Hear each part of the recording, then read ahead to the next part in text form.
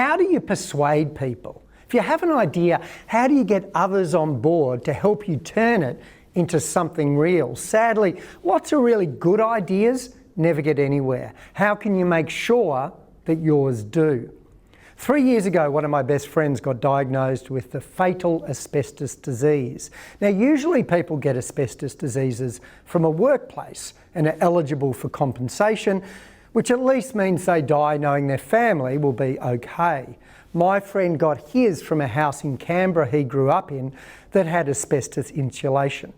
There were about 1,000 of those houses. He knew there'd be more victims and that none would be eligible for financial assistance. Before he died, he wanted to persuade the government to take care of those people and their families, and I helped him do it. In the middle of COVID, we managed to get the attention of Federal Health Minister Greg Hunt, who had a bit on, and in less than 3 months persuade him and others to change government policy. One ministerial advisor called our campaign the best community campaign they'd ever seen. We succeeded by using the strategies of persuasion and influence that I share in this keynote. Having the ability to persuade people, being able to convince decision makers to do what you want is an essential skill in business and in life. If you have an idea at work, something you want to pitch in a meeting or excite clients and customers about, if you want to get your team fired up about a new direction or to persuade your boss or even harder, one of your kids, you need to know the principles of persuasion and influence.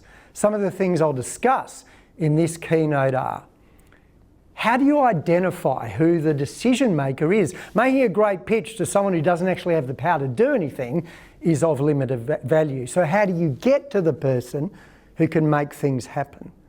How can you find and enlist influential supporters? In our campaign, we didn't start a Facebook page. We identified people and organisations we knew the minister would take notice of and asked them to support us, and it worked. The importance of giving decision makers a clear, practical solution rather than another problem. You don't want them thinking, great, now I've got another problem. You want them thinking, I had a problem, now they have given me a solution. The importance of standing in the decision maker's shoes. To persuade and influence someone, you need to understand what they need, what they want, and make sure that your proposal is not just valuable to you, it's also valuable to them.